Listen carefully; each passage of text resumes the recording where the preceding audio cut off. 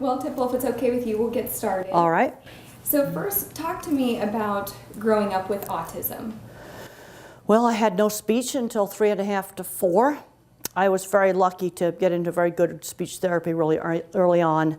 And if you have a young child, it's 2, 3, or 4, and you have no speech, you got to do something with that child. The worst thing you could do is nothing.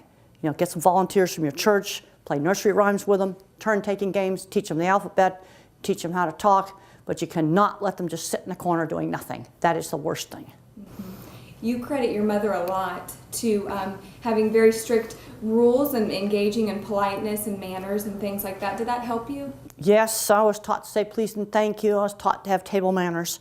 But also, my mother really fostered my creativity. I was really good in art. And my ability in art was always encouraged. And I was always encouraged to do pictures of lots of different things. I had an obsession about horse heads.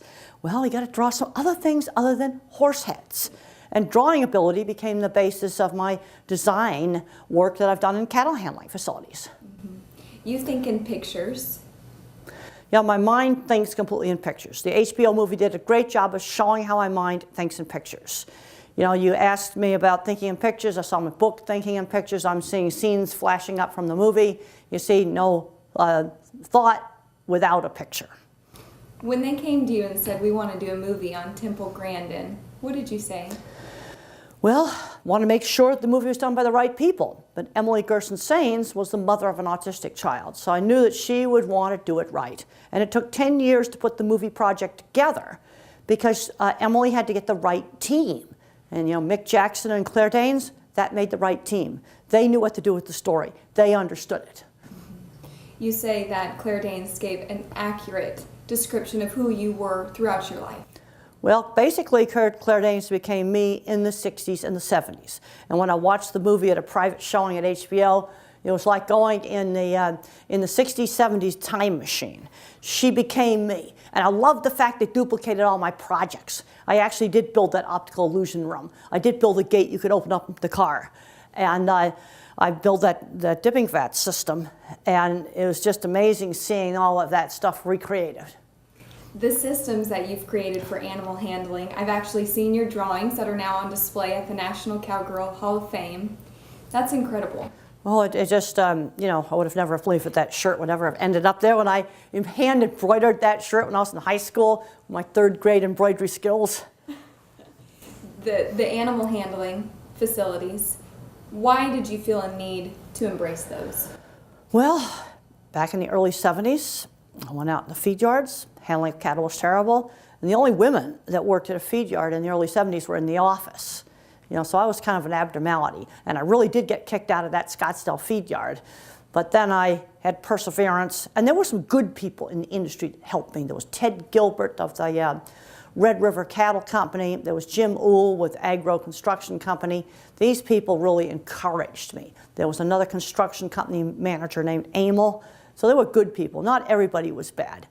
And one of the things that made those people want to help me is they could see that I had ability. They'd look at my drawings and they'd go, wow. People thought I was a weird nerd, but when I opened up my drawings, they go, oh, you did that? So this brings up an important thing. If you're one of those kids that gets a label, autism, dyslexia, ADHD, some other kind of label, and you're just kind of different, people respect ability.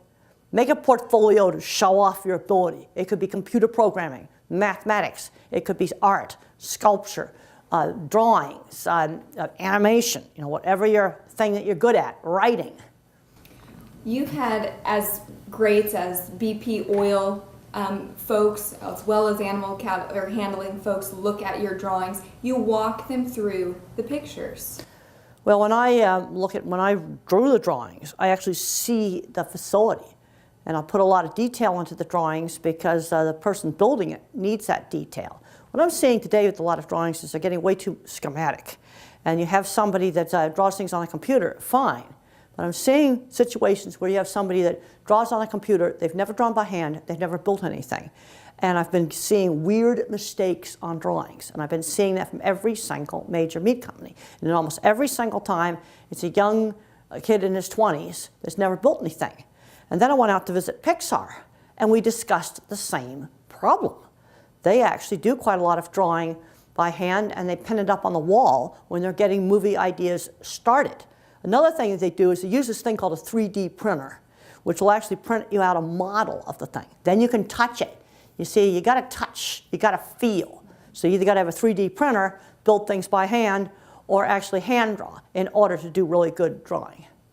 You were instrumental at Harris Feedlot, one of our biggest customers here at Superior Livestock. What did you see and what great things have happened at Harris? Well, Harris Ranch has built a whole new front end for their plant. They've got a stockyard layout that's based on my designs. They've got a center track restrainer system that I designed. That's a piece of equipment for holding the cattle when they stun the cattle at the meat plant. And if you want to see how that works, you go on YouTube and type in Temple Grandin Beef Plant Video Tour, and you'll see exactly how that piece of equipment works. Over half of all the cattle in this country and in Canada are handled in that equipment when they go to the beef plant. Expand on the audit system and why that's important.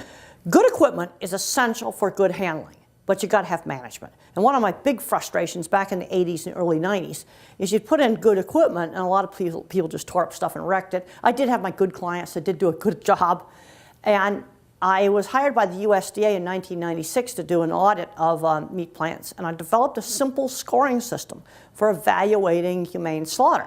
Okay, what percentage of cattle did you shoot on the first shot? How many cattle are mooing and bellowing? And if you want to pass a McDonald's audit, it can be no more than 3%. How many cattle falling down in the plant? Cannot exceed 1%. How many animals did you poke with the electric prodder? Well, you've got to keep that down to 25% or you don't pass the audit. It's really, really simple numbers. You see, and those scores are an outcome of problems.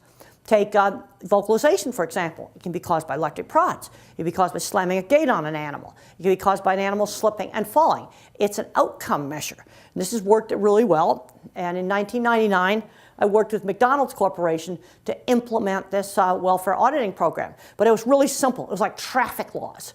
People knew exactly what they had to do. And the thing that made me happy is out of 45 plants on the McDonald's approved supplier list for cattle, for beef, only 2 plants had to build something expensive in order to comply. Everybody else are fixed with simple things: non-slip flooring, changing lighting. Cattle are very sensitive to lighting. They see reflections on the floor, they won't go. They see a shadow, they won't go. There's air blowing in their face, they won't go. They don't like going into the dark. So you light up the chute with some lights and then they'll go. It's amazing what you can do with lighting. And then, of course, training people, moving smaller groups of cattle. We were able to make some pretty old-fashioned plain Jane facilities work and get their scores. You're a huge advocate for animal welfare. What do you say to extremists like PETA and HSUS? Well, I think it's important that the industry show what we do. And some people want to start calling slaughter plants harvest facilities and all kinds of, I think that's just BS saying that. I might call it a beef plant or a meat plant, but I'm not going to call it a harvest facility. I think we need to show what we do. And I've taken a lot of people through a large slaughter plant and I have them stand there and watch the cattle go in. And they're kind of amazed how quietly the cattle go in. And they'll go, it's not as bad as I thought it was going to be. I think we've got to just show things. Show it and explain it. Because there were some bad videos up on YouTube that showed the back leg of the cattle just kicking like that, and they implied that those cattle were conscious and alive. No, those cattle were dead. That's a spinal reflex because the circuit for walking that makes you do this, that's in the spine. So if you even took the head off, the carcass is still going to go like that. And we needed to explain that will happen in an animal that's totally unconscious. You see, when you shoot it with a captive bolt, which would have about the same effect as the large caliber firearm, the spine doesn't die right away. That spinal cord stays alive for another 5 minutes. And since it doesn't have the control of the brain, it's just going to go crazy. What do you say to folks that when they see autism or have an autistic child, they feel hopeless? You're living proof. Autism's a very big spectrum. Half of the people in Silicon Valley, probably half the people that designed the camera we're using right now, probably were on the autism spectrum. I just was out at a big conference in Silicon Valley doing a talk I called Different Kinds of Minds. Hell, half the people out there, a little bit of autism. You take out some social circuits, then you get geek circuits for things like mathematics and stuff like that. And it's a continuum. Einstein to be labeled autistic today. No speech until age 3. Steve Jobs was probably on the spectrum. You read the Business Week article about Steve Jobs, a weird loner that brought snakes to school. In his first job, he was so filthy and dirty they had him come in working at night. Now that's kind of being a little bit on the spectrum. So it's a big spectrum. At one end of the spectrum, you have a Einsteins and a Steve Jobs. At the other end of the spectrum, you're going to have somebody who's going to remain nonverbal. They are not going to be going to college or running Silicon Valley companies or doing something down here at the stockyards. But if they're given the right kind of education and training, they might be, I take it back, they might be able to do something here at the stockyards, but they're not going to be going to college. And it's a very, very big spectrum, from very, very severe, may have epilepsy on top of autism, be very handicapped, having to live in a supervised living situation, to brilliant scientists, artists, engineers, journalists. It's such a big spectrum. And the services today for the more severe kids, that's gotten a whole lot better. But a lot of teachers don't know what to do with a smart Aspie kid that ought to be going in an engineering program. Maybe he needs to be taking some of the free classes online, like Coursera, Udacity, that's Audacity without the A, free programming classes that can actually lead to jobs. People tend to get hooked into the label, and you got to look at the kid. And autism is basically a behavioral profile. It's not accurate like a label for something like tuberculosis. You've got to always stretch these kids. When I was a little kid, mother had me doing a sewing job when I was 13 years old. She had me in a children's sailboating program when I was about 12 years old. You always got to stretch, because if you don't stretch these kids, they're not going to develop. I'm seeing too many parents getting overprotective, and their child doesn't know how to order food at McDonald's. He doesn't know how to shop. Well, even the ones that are nonverbal can learn how to do those kinds of activities. You've got to stretch, but again, no sudden surprises. And I have a lot more information in a book called The Way I See It. And you can order that on the Future Horizons website or at Amazon. You have been, people call you a hero, a mentor, and a true icon, not only to America, but for everyone that knows of autism. What do you say to those folks? I just want to have their child work up to his potential. I cannot emphasize enough the importance of early intervention. If you have a young child, 2, 3, 4, 5 years old, there's no language, a lot of weird behavior, the worst thing you can do is nothing. And if you're in a situation where you can't get services, you need to get some volunteers. And hopefully at least get a little bit of services to get some training for those volunteers. Because those kids are going to go nowhere if you just let them sit in the corner of the room. You've got to engage them. Play turn-taking games. Teach them words. Sing nursery rhymes with them. Take them out for walks around outside. Just engage them. You always say that you want your life to have meaning, and I think you've done that tenfold and leave a difference in America. Well, one of the things I was really pleased is the amount of young people that have written to me since the movie came out. I've gotten a lot of letters from school children where they say, you've inspired me to succeed. And I think that's important, that they can succeed. The kids that are kind of quirky and different. You see, there's no black and white dividing line between geek, nerd, quirky, and different, and very mild amounts of autism. You also get that with dyslexia, kids that have trouble with reading. There was a big article in Fortune magazine, which is a major business magazine, I think it was about 10 years ago, about dyslexic CEOs.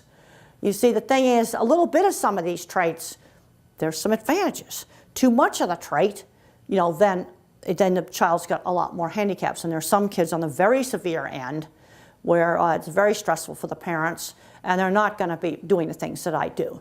But if you work with them, then that child may be able to dress himself and do simple cooking, where if you didn't work with him, he wouldn't be able to do anything.